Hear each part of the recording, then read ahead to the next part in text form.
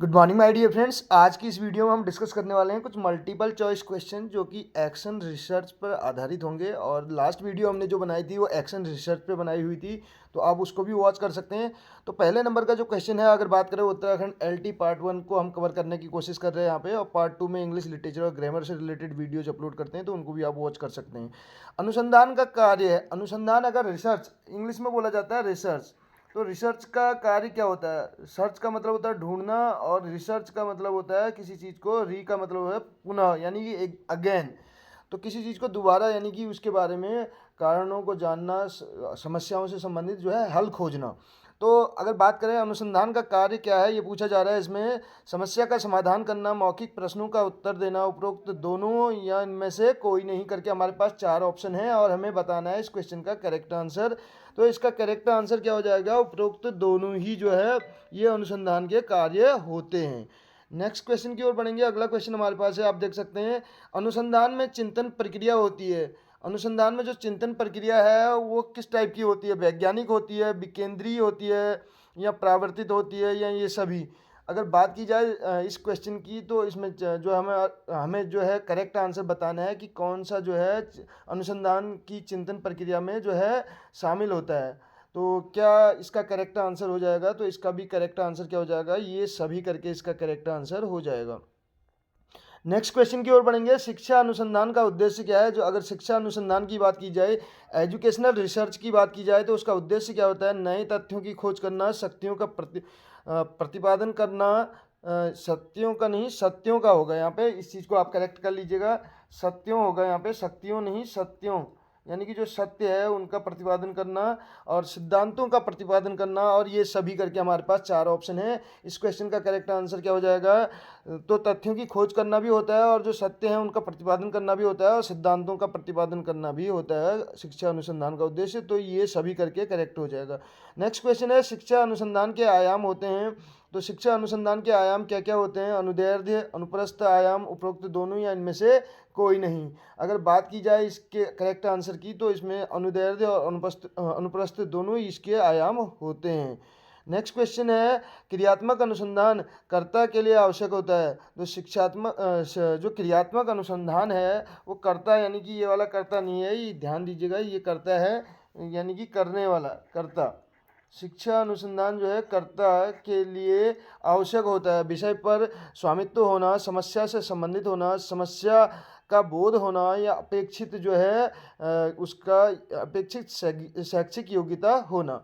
तो क्रियात्मक अनुसंधानकर्ता के लिए कौन सा तत्व जो है आवश्यक होता है? तो उसके लिए अगर बात की जाए, तो क्रियात्मक अनुसंधान अगर आप कर रहे हैं तो उसके लिए अपेक्षित शैक्षिक योग्यता का होना आवश्यक होता है। तो डी ऑप्शन इसका करेक्ट आंसर हो जाएगा। अब बात की जाए एक्शन रिसर्च के बारे में बात करें, तो एक्शन का मतलब होता है, देखिए हमने बताया था रिसर्च के बारे में, तो बता दिया था एक्शन दो वर्ड से मिलकर बना है, एक्ट और ऑन से।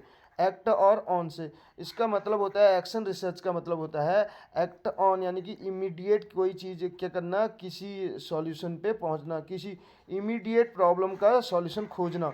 इमीडिएट प्रॉब्लम का मतलब है कोई तात्कालिक समस्या अगर आ रही है, अगर बात करें विद्यालय से संबंधित, तो उसका जो है तुरंत वहाँ पे क्या खोजना होता है? सॉल्यूशन, उसका समाधान खोजना होता है। नेक्स्ट अगर बात करें इसी में, क्रियात्मक अनुसंधान के प्रवर्तक हैं। तो क्रियात्मक अनुसंधान के प्रवर्तक कौन है?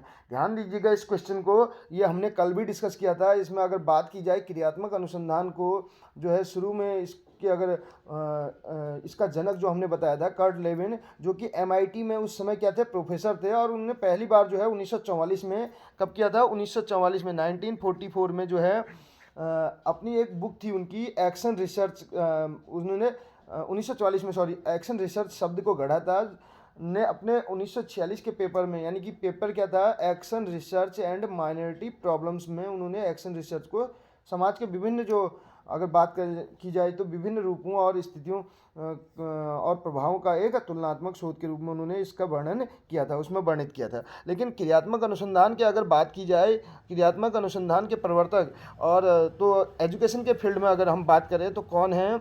स्टीफन एम कोरे हैं। स्टीफन एम कोरे यहाँ पे इसका करेक्ट आंसर हो जाएगा। स्टीफन एम कोरे ने जो है शिक्षा के क्षेत्र में जो है क्रियात्मक अनुसंधान का सबसे पहले प्रयोग किया था। किस लिए किया था? शिक्षा से संबंधित समस्याओं का समाधान करने के लिए। जितनी भी जो एजुकेशन से संबंधित जो प्रॉब्लम्स हैं उनका सॉल्यूशन जो है इमीडिएट उनका सॉल्यूशन खोजा जाए, इसलिए जो है स्टीफन एम कोरे ने शिक्षा के क्षेत्र में क्रियात्मक अनुसंधान का सर्वप्रथम प्रयोग किया था।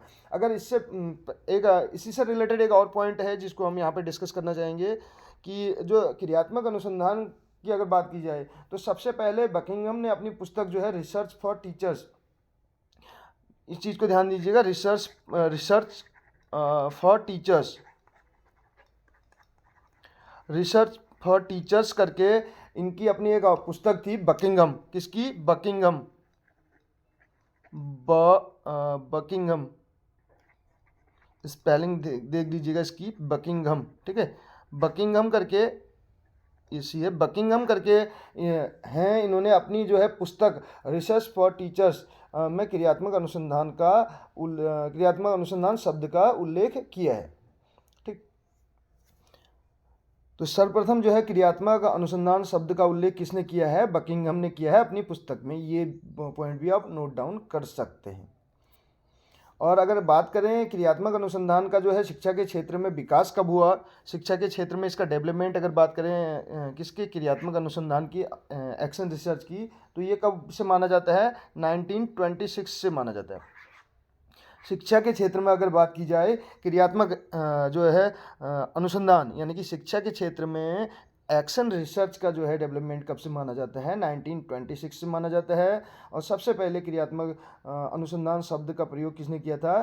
कोलियर और लेविन ने किया था। किसने किया था? कोलियर और लेविन, जो हमने कल बताया था, कर्ट लेविन करके, कोलियर और लेविन ने जो है सर्वप्रथम इसका प्रयोग किया था। कोलियर और लेविन, लेविन का मतलब यहाँ पे कर्ट लेविन से ही है, कर्ट लेविन। तो सर्वप्रथम इसका विकास कब किया गया? अगर बात की जाए तो शिक्षा के क्षेत्र में 1926 से इसका विकास माना जाता है एक्शन रिसर्च का। और शिक्षा के क्षेत्र में जो है इसका सर्वप्रथम प्रयोग स्टीफन एम कोरे ने किया, इसलिए उनको ही क्या माना जाता है, अगर इसके हिसाब से चलें तो क्रियात्मक अनुसंधान का प्रवर्तक। लेकिन सबसे पहले प्रयोग की बात की जाए तो कोलियर और लेविन ने किया है, ये चीज़ ध्यान रखेंगे। बकिंघम ने अपनी पुस्तक में सर्वप्रथम इसका क्रियात्मक अनुसंधान शब्द का उल्लेख किया है। ये पॉइंट्स आप नोट डाउन कर सकते हैं। एंडरसन के अनुसार क्रियात्मक अनुसंधान के कितने पद हैं? एंडरसन जो है इनके अनुसार क्रियात्मक अनुसंधान के कितने पद हैं? तो 7 पद हैं। लेकिन अगर बात की जाए एक्चुअल में जो है एक्शन रिसर्च के कितने स्टेप हैं? 6 स्टेप्स हैं।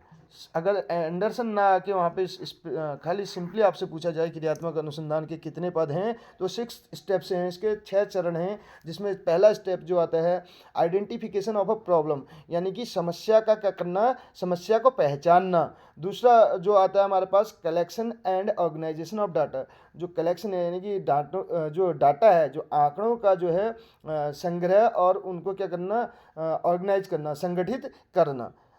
तीसरे नंबर का जो पॉइंट है हमारे पास इंटरप्रिटेशन ऑफ डाटा, जो डाटा है हमारे पास, जो आंकड़े हैं उनकी व्याख्या करना। और चौथे नंबर का पद जो है उसमें आ जाता है action based on datas. Action किस पे बेस्ड होगा? डेटाज पे बेस्ड एक्शन होगा। और फिफ्थ नंबर का अगर पॉइंट बात की जाए, फिफ्थ नंबर का जो स्टेप है उसमें इवेल्यूएशन आता है। क्या क्या आता है उसमें? इवेल्यूएशन आता है। इवेल्यूएशन का मतलब है उनका मूल्यांकन करना, ठीक है, उसका मूल्यांकन करना। और लास्ट में आता है फॉलोअप एक्शन। फॉलोअप एक्शन का मतलब है यानी कि जो एक्शन है, जो वहाँ पे कार्य किए गए हैं उनके निष्कर्षों की जांच करना इसमें आता है। ये 6 स्टेप्स हैं किसके, अगर बात की जाए एक्शन रिसर्च के। क्रियात्मक अनुसंधान सीमित होता है, जो क्रियात्मक अनुसंधान है एक्शन रिसर्च, वो लिमिटेड होता है। कहाँ तक होता है? विद्यार्थी तक, मोहल्ले तक, समाज तक या विद्यालय तक। अगर बात की जाए क्रियात्मक जो है अनुसंधान एक्शन रिसर्च की, तो ये कहाँ तक सीमित होता है? विद्यालय तक सीमित होता है। विद्यालय में अगर बात की जाए तो विद्यालय में शिक्षक हो सकता है, शिक्षार्थी हो सकता है, या विद्यालय से संबंधित जो भी प्रॉब्लम्स हैं, ठीक है, जो विद्यालय में यानी कि शिक्षा से संबंधित जो भी प्रॉब्लम्स आ रही हैं तो उनका समाधान खोजना भी इसका मुख्य उद्देश्य होता है। नेक्स्ट पॉइंट की ओर बढ़ेंगे। क्रियात्मक अनुसंधान का मुख्य उद्देश्य है, तो क्रियात्मक अनुसंधान का मुख्य उद्देश्य क्या है? समस्या का समाधान ढूंढना, नवीन शुद्ध करना नहीं, नवीन शोध करना है, ठीक है, नवीन शोध करना यहाँ पे करेक्ट होगा, नवीन शोध करना होगा इसका करेक्ट जो यहाँ पे शुद्ध की जगह उपाधि प्राप्त करना या पुरस्कार प्राप्त करना। तो अगर बात की जाए क्रियात्मक अनुसंधान का जो लक्ष्य होता है, हमने बताया कि क्या होता है, समस्या का समाधान ढूंढना होता है, समस्या का समाधान खोजना इसमें होता है। एक्शन रिसर्च की अगर बात की जाए तो एक्शन रिसर्च क्या होता है, किसी समस्या का त्वरित और तात्कालिक समाधान, त्वरित और तात्कालिक समाधान, यानी कि क्या होगा, त्वरित समाधान, क्या हो जाएगा, त्वरित समाधान हो जाएगा। पहला पॉइंट क्या हो जाएगा, एक्शन रिसर्च क्या होता है, किसी समस्या का त्वरित समाधान, त्वरित समाधान, इमीडिएट अगर बोल सकते हैं, इमीडिएट सॉल्यूशन हो सकता है किसी चीज़ का, या इमीडिएट जो प्रॉब्लम है उसका सॉल्यूशन हो सकता है।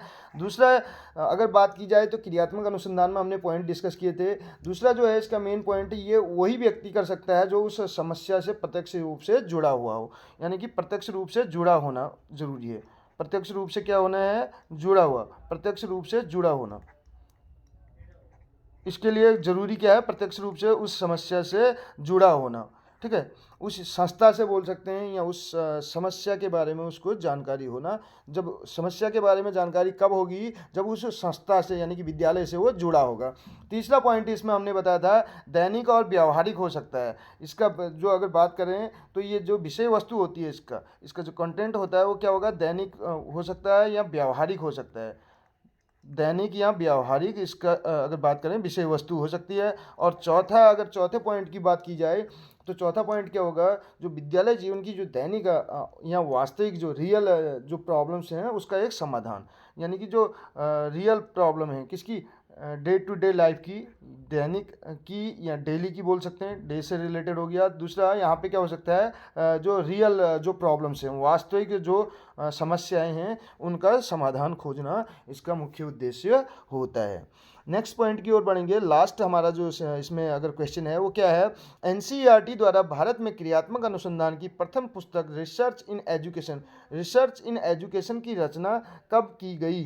तो रिसर्च इन एजुकेशन की रचना कब की गई, अगर बात करें एनसीईआरटी की स्थापना कब हुई, ये तो हुई थी 1961 में, ये पॉइंट भी आप नोट डाउन कर सकते हैं। और एनसीईआरटी द्वारा क्रियात्मक अनुसंधान की जो प्रथम पुस्तक है रिसर्च इन एजुकेशन की रचना कब की गई, तो ये की गई थी 1962 में, ठीक एक साल बाद। इस पॉइंट को भी आप नोट डाउन कर सकते हैं। तो ये थे कुछ इंपॉर्टेंट क्वेश्चन जो कि हमने इस वीडियो में डिस्कस किए। तो कैसी लगी आपको वीडियो ज़रूर बताइएगा। वीडियो अगर पसंद आई हो तो अपने फ्रेंड्स के साथ भी शेयर कीजिएगा। मिलते हैं अगली वीडियो में। Thank you so much.